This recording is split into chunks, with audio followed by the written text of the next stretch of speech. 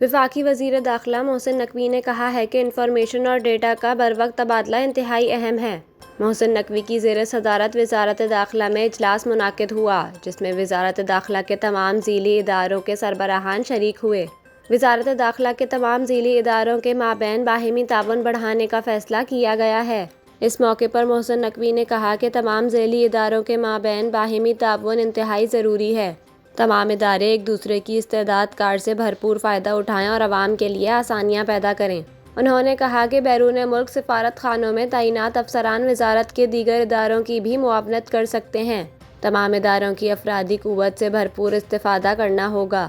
محسن نقوی نے کہا کہ باہمی کوآرڈینیشن بہتر ہونے سے عوام کے ساتھ حکومت کو بھی فائدہ پہنچے گا۔ تربیتی کورسز میں میرٹ پر افسران نامزد کریں تاکہ ان کی استعداد کار میں اضافہ ہو۔